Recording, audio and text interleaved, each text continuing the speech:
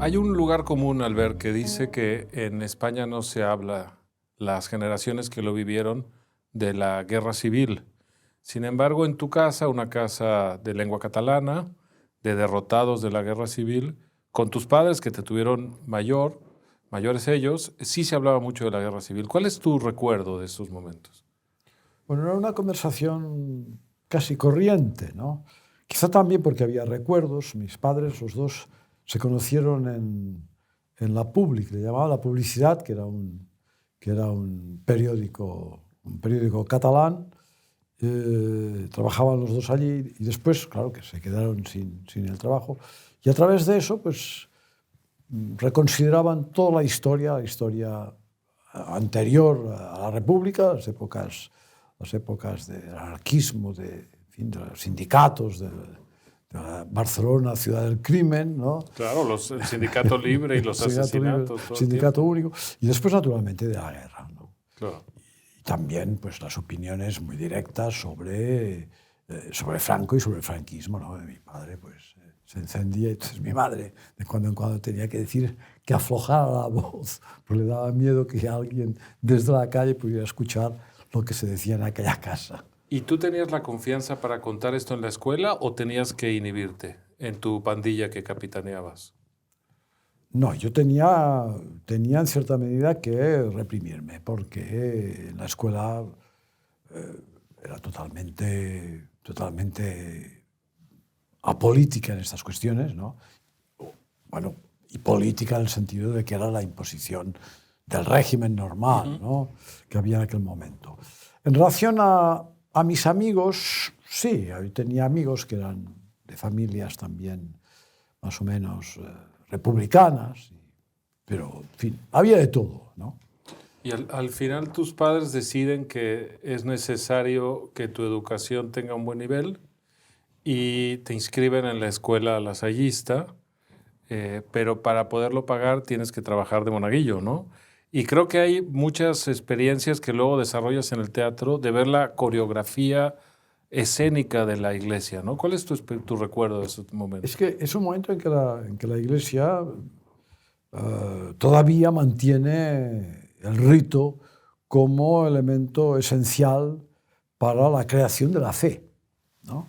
Cosa que ha perdido, ¿no? Es decir, cree que el rito es la esencia, ¿no? Y lo demás, pues, en fin, es lo que acompaña, ¿no? Y por tanto, era una época en que el latín, el incienso, las concelebraciones, los funerales, los grandes funerales, eran unos hechos para mí impresionantes. Estar metido allí en medio, pues, era algo que me impresionaba y en cierta medida me emocionaba, ¿no? Tenía como los elementos de emoción. Yo recuerdo que cuando me daban el incensario y me lo pasaba el cura en un momento dado, yo hacía así una reverencia y se levantaba media iglesia, primero la iglesia de los hombres, porque estaba repartido, hombres y mujeres estaban separados, ¿no? Hacía así, se levantaban y yo recibía como un impulso ya exhibicionista que yo creo que empezó a pincharme el exhibicionismo necesario para hacer teatro en el futuro. Es, por supuesto, previo al Concilio Vaticano II y el cambio del rito, y algo de eso está en tu Teledeum, ¿no? Porque en el fondo, aunque es muy dura la obra contra la Iglesia, hay un cierto homenaje al ritual, ¿no? Es que Teledeum, naturalmente, fue interpretada, yo creo que fue interpretada de una forma errónea, quizá porque en aquel momento la Iglesia reaccionó simplemente porque había un aspecto crítico y habían cosas que consideraba que no se podían hacer. Estoy hablando del año 83, ¿no? Y hay que pensar en la Iglesia española de aquel momento, que pues, venía naturalmente del nacionalcatolicismo. Pero Teledeum era una obra en la que, en el fondo, yo me rebelaba contra las nuevas formas de ritual o la desaparición del rito, la desaparición del latín, la desaparición de la importancia del rito en la comunicación religiosa, ¿no? Quizá en el fondo porque pensaba que era imposible creer, era imposible, vamos, tener fe sin la transmisión de este ritual y por lo tanto del teatro. Es decir, el teatro como un elemento de transmisión de aspectos que van más allá de la realidad. Hay una parte que la gente obviamente no conoce cuando califica a una figura que ha triunfado en su profesión como tú, y es la dificultad de los inicios, ¿no? Porque vienes de una familia pobre, que además se educa en un barrio rico, y eso genera una mirada de distorsión frente a tu propia historia y lo que estás viviendo en la calle. Y me gusta que nunca has tenido resentimiento, sino más bien aspiración de clase, ¿no? Es decir, no era que querías acabar con ellos, sino emularlos, ¿no? Sí, en el fondo mi vida ha sido una vida burguesa. Digamos, tengo una propiedad, una masía con un magnífico jardín, en fin, me puedo permitir gustos burgueses de comer en un buen restaurante o hospedarme en un buen hotel o hacer un viaje, en fin, sin exageraciones, pero es una vida vista así, una vida burguesa, ¿no? Con los riesgos que pueda suponer de otro tipo, pero que todavía la hacen más apasionante, ¿no? Yo no tuve resentimiento porque tampoco era un resentimiento que existiera en casa, ¿no? Eso es sorprendente. Estábamos siempre felices, se reía, en casa se reía mucho. Mi padre tenía un gran sentido del humor y aguantaba las dificultades de la época con muchísimo sentido del humor y reíamos entre los hermanos. Era una vida alegre, pobre, realmente pobre en aquel momento, de grandes dificultades, pero feliz, ¿no? ¿Te imaginas que hubiera sido tu destino sin la decisión de tus padres de enviarte a Francia? ¿Fue tan importante como has contado en tus memorias esos años en París? Seguramente, porque yo era un chico muy rebelde, enormemente rebelde, y en el fondo me marginaba mucho del conjunto, incluso de mis amigos.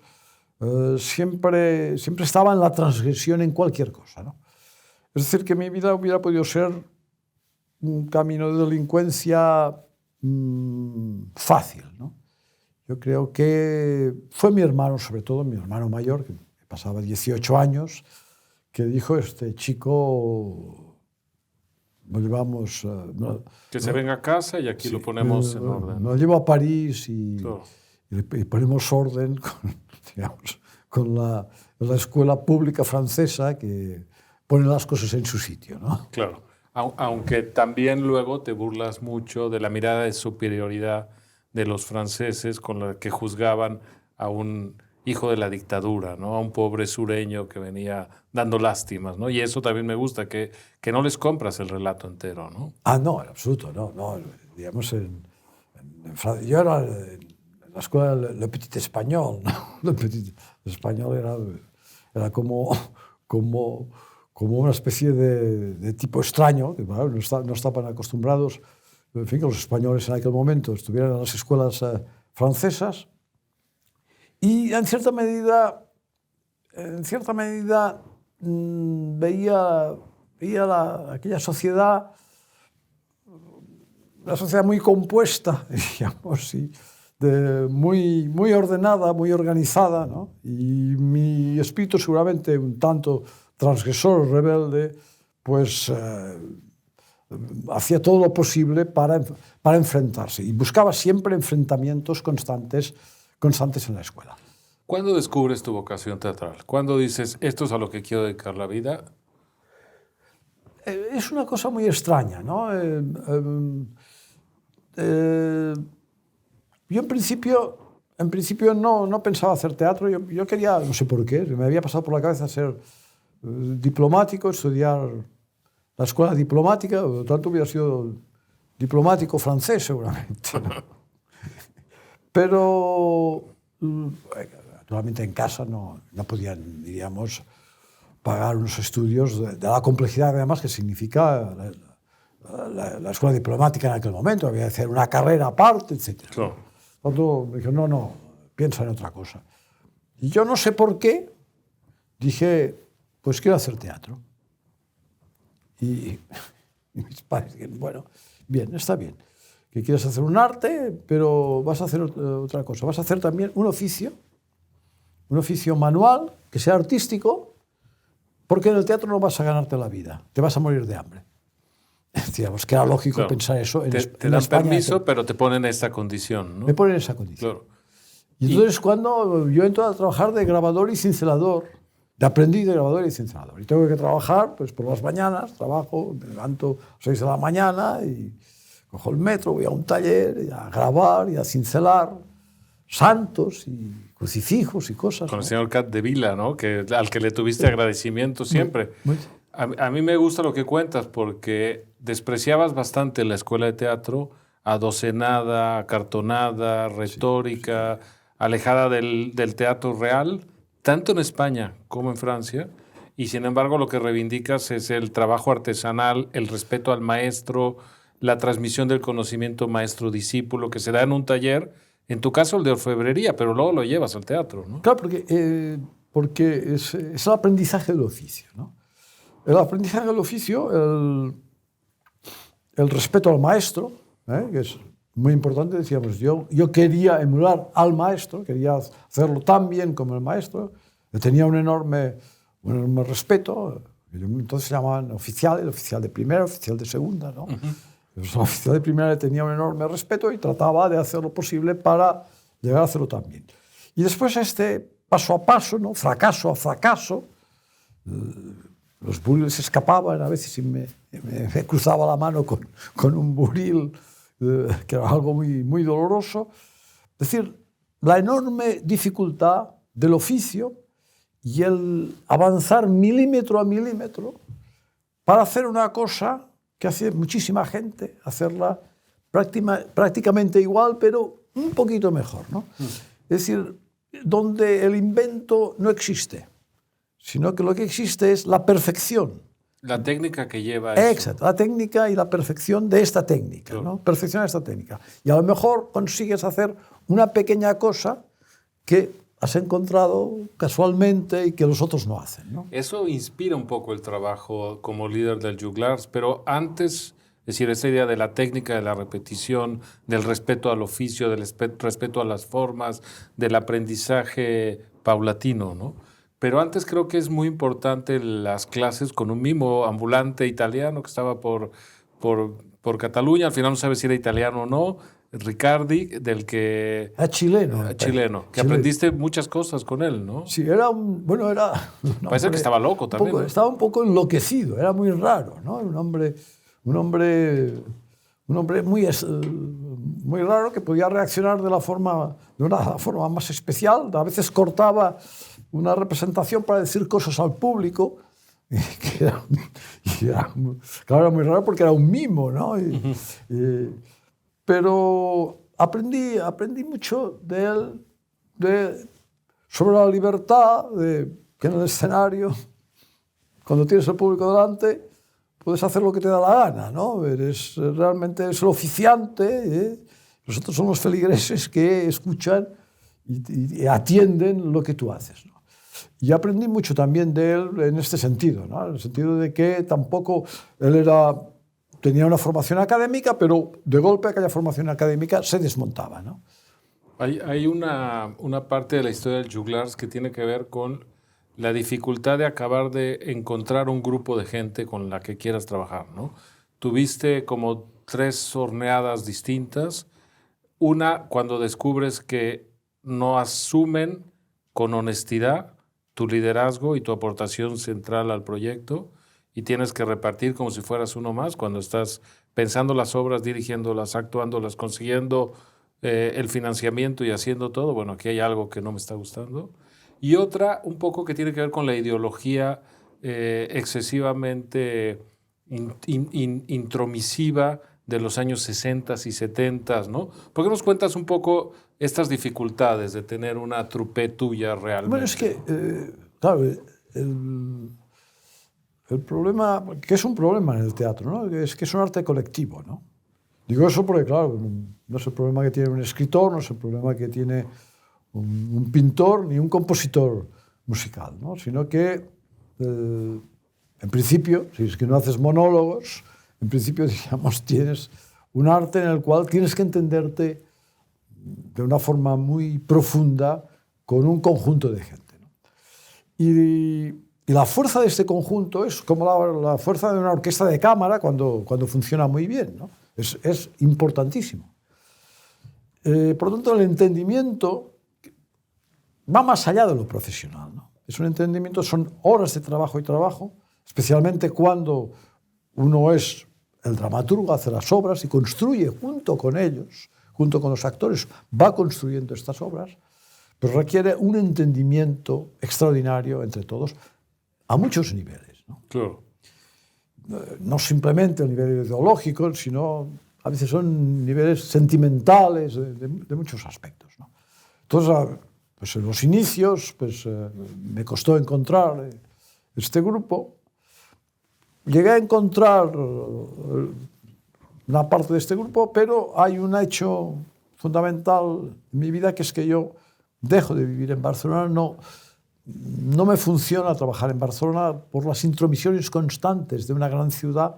Yo quiero trabajar de una forma casi monástica y digo, yo me marcho fuera. ¿Quién me sigue, no? Entonces me sigue muy poca gente del grupo inicial. Original, claro, porque vivir en el Ampurdá aislado, en una masía, ¿no? Querían ir al bar cada día a tomarse una copa y eso claro.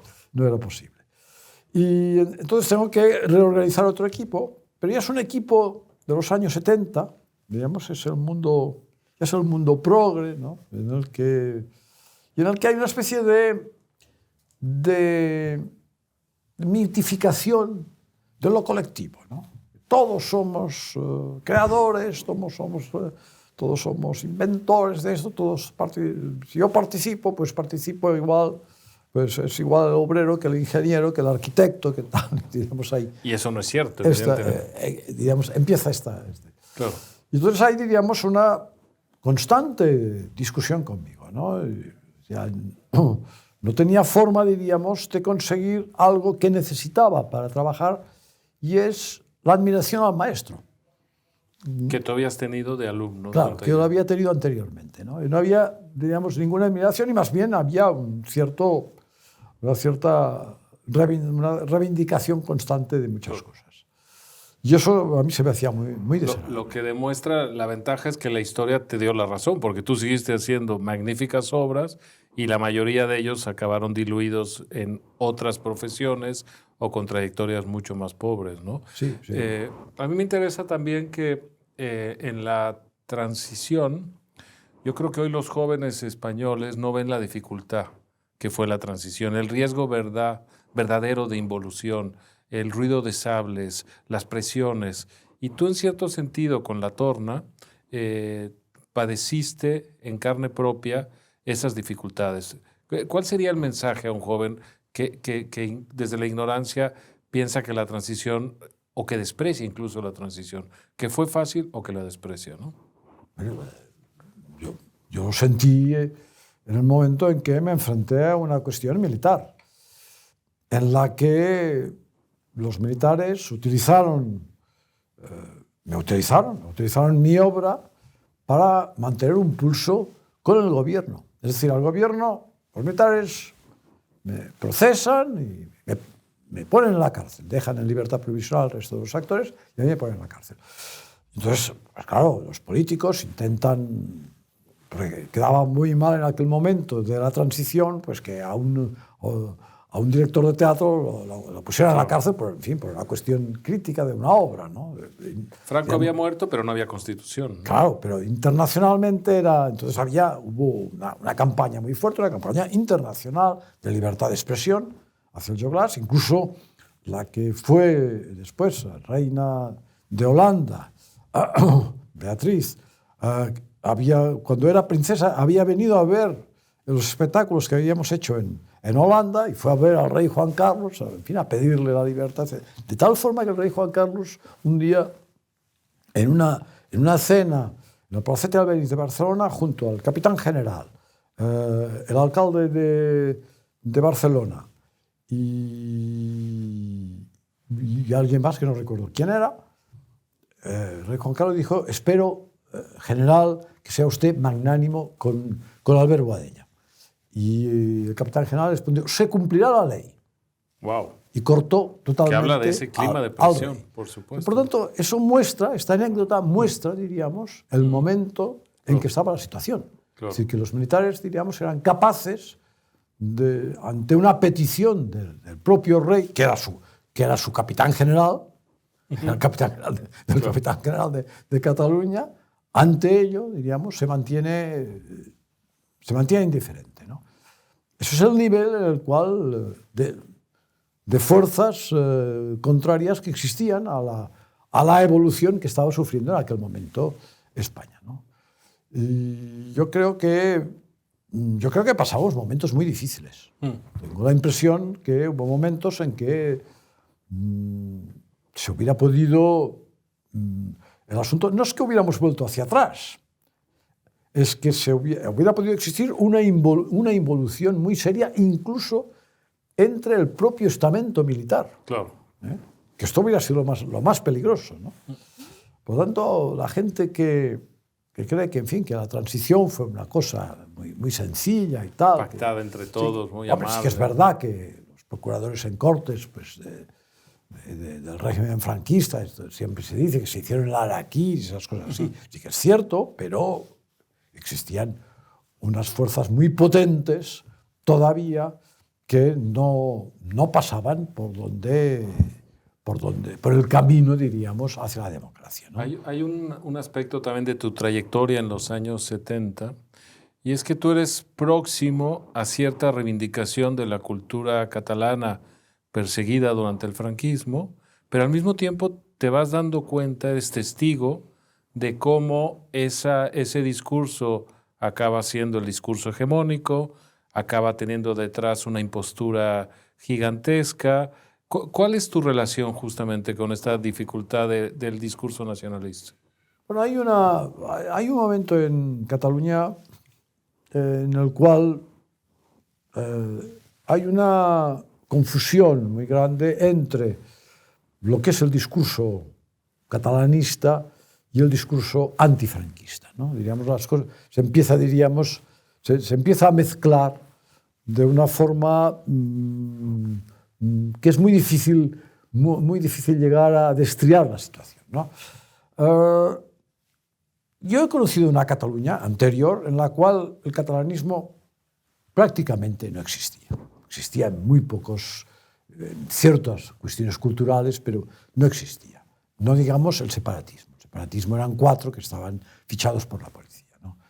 Quiero decir que a partir de un momento dado se aprovecha, diríamos, la situación antifranquista y se cuela en medio este discurso catalanista.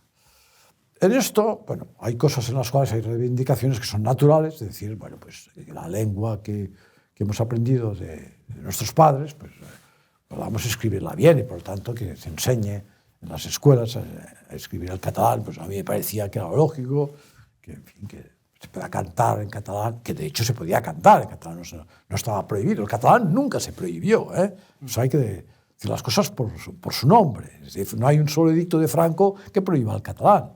Lo único que sucede es que no se habla en las escuelas, no está en lugares públicos, etc., ¿no? Bueno, yo sí tenía pues estas pequeñas reivindicaciones y por eso al grupo se le pone el Joglars, un nombre catalán, ¿no? Pero no más allá que estas cosas, ¿no? Pero empiezo a notar, diríamos, que este catalanismo o este regionalismo se va convirtiendo en una reivindicación de tipo nacionalista, ¿no? Y aquí es donde no entro, quizá por influencia también, tengo que decirlo, de mi padre, que mi padre siempre decía que eso del catalanismo había sido un cuento tremendo y que esto había sido una cosa peligrosísima y uno de los motivos que llevó incluso a la guerra civil, ¿no? Con el elemento de que además veías cómo figuras del falangismo o de los sindicatos oficiales o del régimen se transformaban y adquirían una nueva bandera para vivir del poder, en realidad, ¿no? Y los viste, eran compañeros de salón, eran... el propio Pujol, ¿no? En fin, muchísima gente que, viniendo, digamos, habiéndose hecho millonarios durante el franquismo, pues posteriormente se pasaron del otro lado. La propia Iglesia catalana, ¿no? Claro. Es exactamente lo mismo, ¿no? Y a partir de aquí, pues yo no entro para nada en este juego. No solo eso, sino que me opongo, y concretamente en el año 80 monto Operación Bu, que es, pues, en fin, la primera obra en la cual de una forma directa disparo sobre el presidente de la Generalitat, que hacía muy pocos meses que estaba como presidente de la Generalitat, y sobre todo lo que representa este entorno. Sí, que fue premonitoria de muchas de las cosas que después hizo el propio Pujol en el poder, ¿no? Pero a mí lo que me interesa ahí es que incluso los actores o algunos del Juglars no sabían, pensaban que ibas a poner la obra de Alfred Jarry, ¿no? Que lo que estaban haciendo era el Udo Rey, ¿no? Y tú les hiciste creer que ibas descubriendo cómo podía referirse también a Pujol, esto ¿no? Es que los comediantes, una de nuestras, no sé si cualidades o defectos más importantes es la picaresca, ¿no? Entonces había que actuar con cierta picaresca. Yo esto lo hacía junto en Joglars y los actores del Teatre Lliure, ¿no? Entonces era una situación en la cual yo sabía que si decía este es Pujol y automáticamente había gente que hubiera dicho, oye, no nos pongamos en este berenjenal. De tal forma que ya casi cuando acabábamos, el actor, Cardona, que era un magnífico actor, que hacía de Pujol, me dijo, oye, Albert, pero este que estoy haciendo, este es Jordi Pujol, ¿no? Hombre, gracias. Ya faltaban 3 semanas para el estreno. Ahora lo descubre. Sí, pero ¿qué va a pasar? No pasará nada, no va a pasar nada, se van a reír, tal. Y estaban todos realmente muy preocupados. Con otra cara del nacionalismo que también está en tu obra, de la lucha contra este discurso hegemónico, y es que acaba olvidando también a veces, a lo mejor, de su propia cultura. Y ahí está tu obra sobre Pla, por ejemplo, o sobre Dalí, de decir, bueno, en este catalanismo tan estrecho, incluso una figura como Salvador Dalí, o el mejor prosista de la lengua de toda la historia del catalán, que es Josep Pla, quedan fuera, ¿no? Y hay este intento también tuyo de reivindicación ahí, sí, ¿no? Claro, es una forma casi escandalosa, ¿no? Que el hombre, el español y por lo tanto el catalán más famoso del siglo XX, que es Salvador Dalí, en el mundo, más famoso que Picasso en el mundo, sin duda alguna, es que no tienen una calle en Barcelona. Es que, claro, hemos llegado a unos límites increíbles, ¿no? Y además de un desprecio por parte del mundo nacionalista, de un desprecio absoluto, ¿no? En el caso de Pla, imaginemos, Pla es por no decirse el único gran escritor de la lengua catalana, ¿no? Pues es un hombre despreciado totalmente, fascista, Bueno, eso sucede constantemente, ¿no? Porque, digamos, el nacionalismo precisamente se hace a través de eso. Es decir, el nacionalismo tiene que crear rápidamente enemigos, se hace siempre a través, diríamos, de la paranoia. Tiene que crear una paranoia, si no el nacionalismo no existe sin paranoia, ¿no? Entonces la paranoia de los traidores, bueno, yo soy un traidor también muy importante, tengo el honor de ser un traidor, se hace a través de esto, nacionalismo, ¿no? Con también el dolor de tu generación de descubrir que el Partido Socialista de Cataluña, que podía ser el refugio de una relación natural con el bilingüismo y con el resto de España, al final acabó comprando por pereza o por convicción el discurso nacionalista. Y ahí tú también estabas participando y te tienes que retirar, ¿no? Sí. Yo me doy cuenta que tengo que tener una retaguardia, ¿no? Y la retaguardia en Cataluña, vamos, si quiero seguir trabajando en Cataluña, la retaguardia es el PSC. Y por lo tanto yo participo en cosas del PSC, pero el PSC es un partido que el votante es una cosa y los dirigentes es otra cosa muy distinta. Es decir, el PSC es un partido mayoritario, especialmente en las elecciones generales en Cataluña, pero los dirigentes manipulan a sus votantes, ¿no?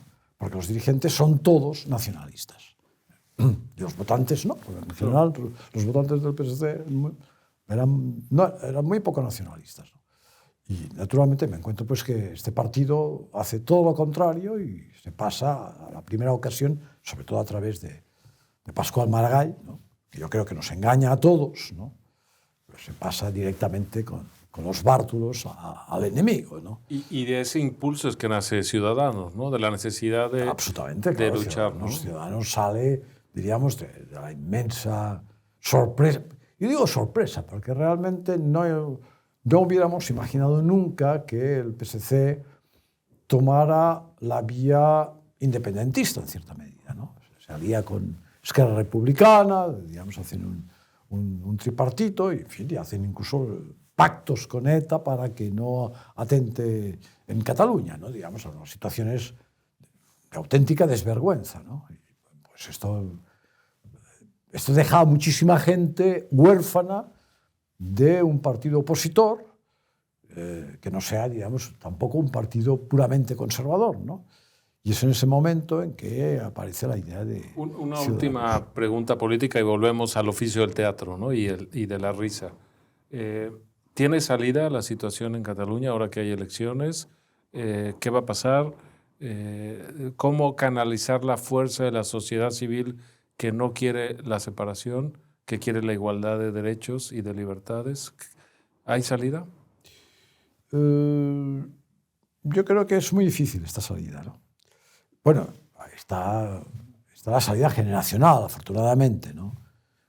Seguramente estos chicos que ahora tienen 8 o 10 años van a decir a sus padres, a sus maestros, a sus catedráticos, oiga, no me pongan eso por delante, ¿no? Esto seguro que sucederá, ¿no? Porque, en fin, si no ya no podríamos creer ni en la naturaleza, ¿eh? Pero fuera de esta situación que será irreversible, tal como está la situación, seguirá exactamente igual. Es decir, yo no creo que haya cambios sustanciales porque hay un silencio, ha habido una costumbre de un silencio, hay una sociedad civil en estado silencioso, hay muchísimas, cientos de miles de voluntades compradas, que esto es muy importante. Del dinero público, ¿no? Hay que pensar en la cantidad de funcionarios, en la cantidad de asociaciones, en la cantidad de fundaciones en las cuales interviene, diríamos, el dinero del mundo nacionalista, que se ocupa más que para hacer carreteras, se ocupa de estos asuntos. Por lo tanto, el cambio no veo que pueda ser sustancial. Y si, naturalmente, los que salen, pues en el PSC, pues estamos en lo mismo. Claro, ahí hay una mirada también que atraviesa Adiós a Cataluña y tus memorias de la transformación social de Cataluña, de una tierra de emprendedores, sin casi funcionarios, de gente que quiere poner su negocio. De hecho, el Juglars es, entre otras cosas, pero sobre todo una empresa, a el dinero público que todo lo corrompe y todo lo condiciona, ¿no? Y eso también creo que tú eres testigo de esa evolución, ¿no? Absolutamente. Y lo he sido, diríamos, muy especialmente en el mundo de la cultura. Es decir, el mundo de la cultura en Cataluña, en el 90 y no sé cuántos %, pues pertenece al mundo nacionalista. Porque está subvencionado, ¿no? Porque está subvencionado, evidentemente. Es decir, porque el mundo nacionalista ha sido la repartidora, ¿no? Claro, eso es tremendo. Es tremendo en muchos aspectos, ¿no? No digamos ya políticamente, pero desde el punto de vista incluso cultural, ¿no? Hay una pérdida inmensa de la libertad, ¿no? Mi oficio, el propio oficio del teatro, ha sufrido una gran pérdida de libertad. Libertad que existe, en fin, libertad de expresión que existe sobre los papeles, sobre las normativas, ¿no? Pero que en la realidad no es así. En la realidad hay una tendencia, en el caso de mi oficio, a la autocensura. Es decir, a no provocar una situación en la que exista un enfrentamiento con la administración que me puede dar o ayudar o dar la subvención. Incluso no solo contra los poderes económicos o políticos, sino hay un miedo a la cancelación social, ¿no? Y entonces hay una serie de valores con los que uno no puede enfrentarse, aunque piense todo lo contrario, o aunque el arte siempre se haya hecho de la extrema libertad, ¿no? Entonces hay temas tabú que vienen un poco del universo de lo políticamente correcto, ¿no? Hay una cantidad ingente de temas tabús que no existían. Yo que he vivido una dictadura, he vivido muchos años trabajando, bueno, había 3 tabús, ¿no? El religioso, el sexual y el régimen, diríamos, ¿no? Pero 2, 3 tabús. Pero aquí se había acabado todos los tabús, ¿no? Claro. Es decir, no. Ahora, a cada paso hay un tabú distinto, ¿no? Es decir, es un invento. Claro, las ocurrencias que ha provocado, sobre todo el mundo de la izquierda, ha provocado una cantidad de ocurrencias tremendas para hacer algo distinto, naturalmente, de lo que consideran la derecha o los liberales, ¿no? Para hacer cosas distintas, como ellos han asumido, pues, en fin, las cosas públicas, han asumido el subsidio de paro, se ha asumido. Pues entonces hay que inventarse cosas. Y aquí ha sido toda esa cantidad de inventos legislados. Lo que es peor, legislados. Sí, que ya son irreversibles, porque son leyes que se tienen que cumplir, ¿no? Imaginemos todas esas cuestiones, todas esas leyes sobre el odio, todo eso es muy enormemente complicado. Sobre el cuerpo. Y sobre las costumbres y sobre el pasado. Están legislando presente, pasado y futuro. Absolutamente. ¿No? Es decir, que claro, se legisla, ya estamos en una sociedad que se legisla sobre todo, ¿no? Uno cuando se levanta por la mañana, solo a los 10 minutos ya ha transgredido 10 o 12 leyes, ¿no? Y ha puesto la basura en un sitio distinto. Se está legislando en una locura legislativa sobre todo. Pero claro, si tú no eres independiente, quiero decir, si no es el público directamente el que te mantiene, el que pasa por la taquilla directamente y el que paga tu obra, pues el riesgo es inmenso, ¿no? Una cosa de la evolución de tu teatro que me sorprende, porque empezaste de mimo, sin palabras, sin unas mallas y un maquillaje blanco. Luego tus obras se fueron sofisticando cada vez más, pero al final, en la obra, por ejemplo, última, El Rey que fue, yo creo que hay algo de volver a lo esencial. Claro que hay palabras, claro que hay escenografía, pero en el fondo es algo muy decantado, como un lenguaje teatral ya muy cuidado, ¿no? Pienso que es un barco a borda inclinada, una paella al centro y el rey. Eso es todo lo que hay, ¿no? ¿Cómo es esa evolución de las técnicas teatrales en tu obra? Bueno, en mi caso, yo empiezo en escenario desnudo no, porque no se podía ir desnudo en aquella época, pero con unas mallas negras y nada más, y sin palabras, ¿no? Y a partir de aquí, pues un día aparece un grito, una onomatopeya, una frase, y al final pues 60 folios, ¿no? de texto, y un día aparece un objeto y otro día aparecen más cosas, más objetos, y voy como redescubriendo el teatro, ¿no? Pero pasando un filtro cada cosa, ya sea la palabra, ya sea el objeto, ya sea la luz, todo pasa a un filtro de lo mínimamente necesario. Es decir, que en general las obras los escenarios han estado bastante limpios. No han sido obras, digamos, de grandes barroco para nada, que va contra tu espíritu, metalúrgicos, etc. Hay algunas excepciones, pero en general han sido así. ¿Por qué? Porque pienso que finalmente el teatro es el arte del actor, ¿no? Es decir, el actor, si no quiere invitar al director, si no quiere invitar al iluminador, si no quiere invitar ni al autor, digamos, en esta fiesta, el teatro sigue vigente. Mientras haya un actor y dos espectadores se necesitan por lo que llamo la multiplicación de emociones. Uno solo no sirve, es un diálogo. Exacto. Pero tiene que haber multiplicación. Con dos hay obra, La ¿no? risa de dos no es la risa de uno, Claro. digamos, ¿no? Al final esto es lo esencial y no hay que perder. Eso no quiere decir que no se puedan hacer cosas plásticamente muy bellas, que no, con escenografías magníficas, lo que se quiera, pero nunca puedes perder de vista quién es realmente, de quién es este arte. Que es el actor, por Es el supuesto. actor. Y tu trabajo era improvisando, ¿no? Te sentabas a empezar a ensayar con tu compañía y ibas descubriendo lo que querías decir mientras lo hacías, con una dificultad añadida, y es que te propusiste nunca repetir un recurso de obra en obra, ¿no? Eso es una osadía total, ¿no? Es que a mí me da la sensación que cuando uno repite una cosa que le ha funcionado en la obra anterior, empieza el amaneramiento. Es decir, está bien, pero hay algo amanerado, ¿no? Esto quizás excesivamente exigente, ¿no?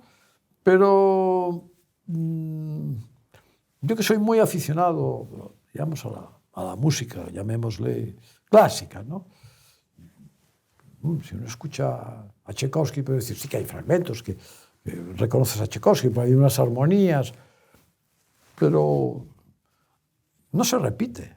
No se repite de ninguna, con los mismos instrumentos, pero no se repite nada, ¿no? Y tú te propusiste ese reto Sí, creativo, ¿no? El reto de no repetir, ¿no? Claro. Es más, tampoco he repetido mucho las obras. Tampoco me ha gustado hacer repertorio, ¿no? Cuando he tenido que repetir una obra otra vez, siempre me ha entristecido. Lo he hecho alguna vez, pero no me gusta. Claro. Hay un amor por las formas clásicas, eso como consumidor y en torno al arte, ¿no? Te gusta la música clásica, tienes dardos muy afilados contra las vanguardias, sobre todo en la pintura, que te parecen en cierto sentido una estafa orquestada, ¿no? En donde se pierde el amor por la belleza, por las formas clásicas, por el legado grecorromano. ¿Es cierto esto que estoy diciendo? Sí, yo creo que la pérdida de la tradición es un desastre, ¿no? Es decir, los artistas solo tenemos pasado, ¿no? Y solo podemos tener nuestros referentes son el pasado, ¿no? Los del presente somos nosotros, pero tenemos pocas referencias. Sí, alguien que lo hace mejor que nosotros, pero muy poca. Y del futuro no tenemos nada, ¿no? Esta obsesión, diríamos, de la novedad compulsiva, ¿no?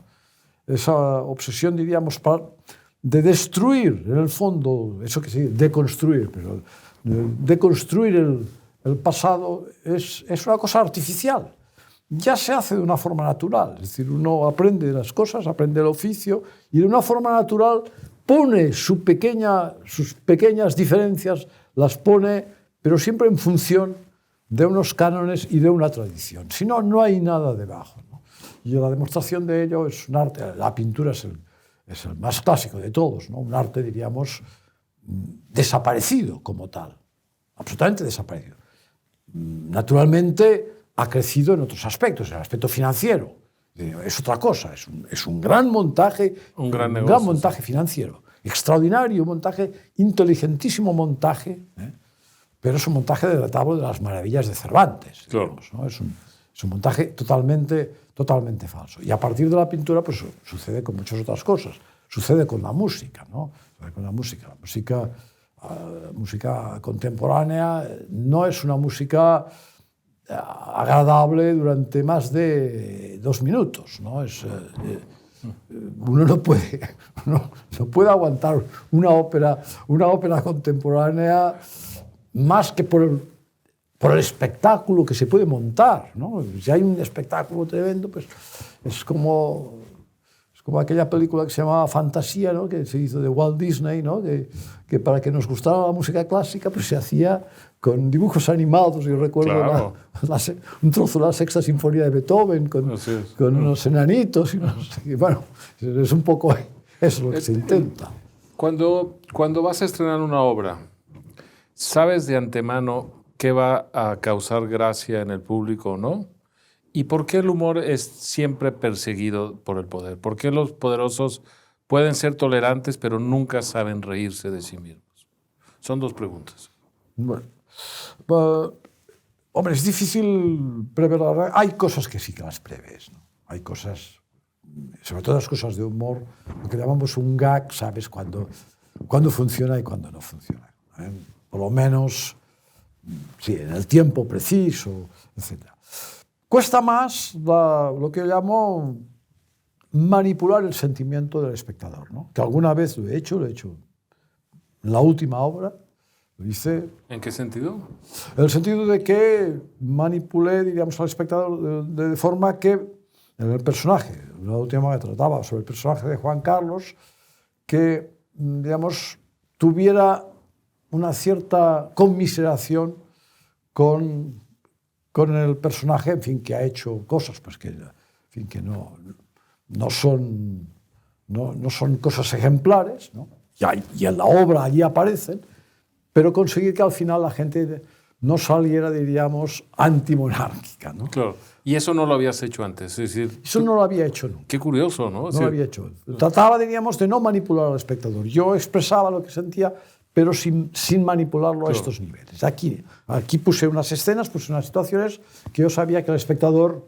No quería ser injusto con el personaje de la obra, con su balance histórico, por decirlo de alguna Exactamente. forma, ¿no? Eso es decir, yo pensaba que este hombre pasaría a la historia por haber sido el hombre que había llevado las libertades a España y que, por lo tanto, yo no podía destrozar al personaje como lo hice con Jordi Pujol en Operación Ubu. Pero al mismo tiempo no te podías resistir y querías hacer una obra de Juan Carlos, por supuesto. Porque ese es tu espíritu, claro, ¿no? Porque era necesario contar lo que había pasado y era necesario contarlo abiertamente y libremente, ¿no?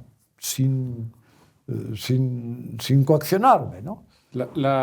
¿Por qué el humor es tan corrosivo? ¿Por qué hace tanto daño? Mucho más que la tragedia a los poderosos.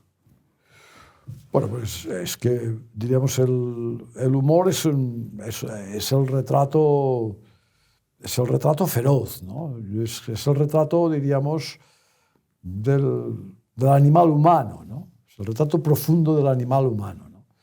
Desnuda la situación, las transparenta, ¿no? Es convertir a aquella persona en aquella situación, es desnudarlo, ¿no? Convertirlo en la parte animal de sí mismo, ¿no? Y esto tiene una fuerza brutal, ¿no? Puedes decir también por el ridículo, por esas cosas, sí, seguramente, ¿no? Pero diríamos alguien que se cree, diríamos, el orgullo, la vanidad, esas cosas tan lógicas y tan naturales, digamos, pues el humor las destruye instantáneamente, ¿no? A mí me gusta mucho en el teatro clásico español el rol del bufón, porque justamente bajo esa consigna de que es el cómico al que no hay que atender, es el que está diciendo las verdades de la obra, ¿no? Aún en las obras más trágicas o serias, ¿no? Y es un poco la esquina que tú escogiste para mirar al mundo, ¿no? Sí, el buscar siempre este lado por el cual el retrato entra... No es un retrato complaciente, en cualquier caso, ¿no? Sino que el retrato tiene el aspecto que nadie dice, que nadie se atreve o que nadie dice y que tú, pues, pinchas allí. A veces pinchas injustamente, ¿no? Porque puede existir la deformación profesional, digamos, de acostumbrarte a pinchar siempre, ¿no? Algunas veces, seguramente, a lo mejor he sido injusto, ¿no? Pero eso es la libertad del artista, porque si empiezas a contemplar ahí, perdiste tu libertad creativa, ¿no?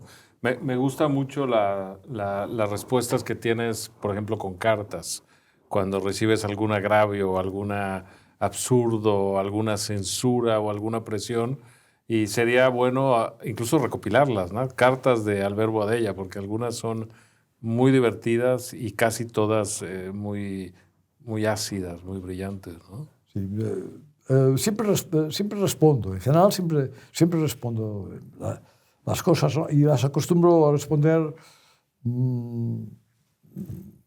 cuando son cartas, sobre todo digamos, a gente que se dan mucho pisto, pues siempre son cartas con cierto humor, ¿no? Claro.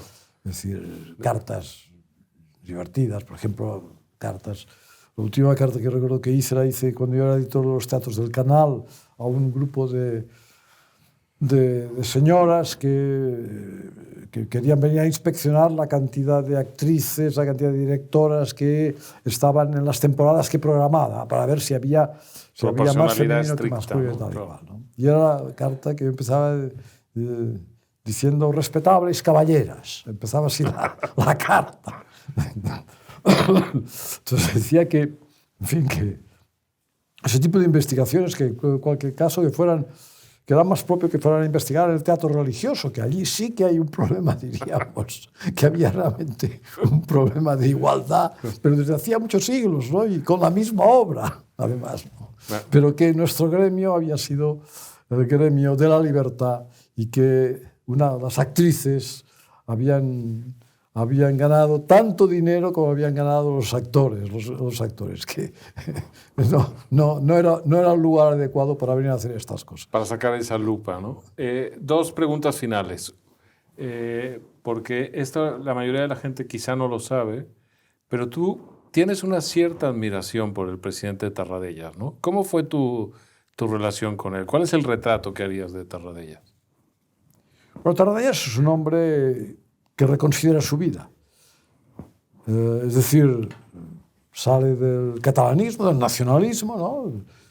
Y hace una reconsideración importantísima de su vida, de lo que ha representado, el enfrentamiento español, la guerra civil, y vive además en Francia, vive en la République. Y aprende. Aprende la política de la República, ¿no? Y llega a Cataluña con la famosa frase Ciutadans de Cataluña, de los ciudadanos, refiriéndose a todos, ¿no? Que tiene ya un sentido. No catalans, ¿no? Catalanes, ¿no? Que es lo que hubieran dicho los otros presidentes de la Generalitat, sino ciudadanos de Cataluña.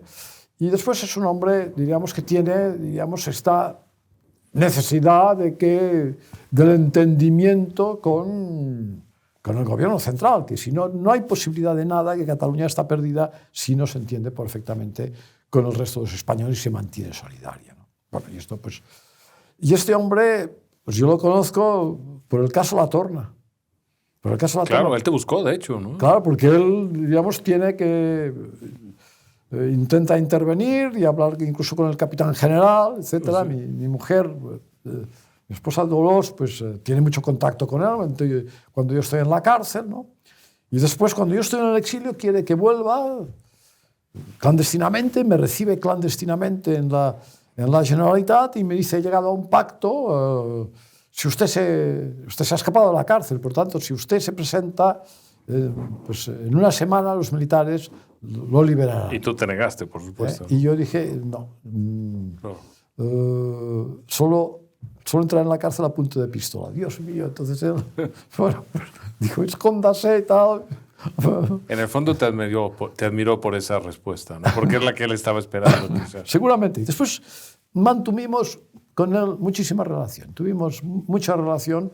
Y incluso él me pidió el vídeo de Operación Ubú para reírse de Pujol. Qué maravilla.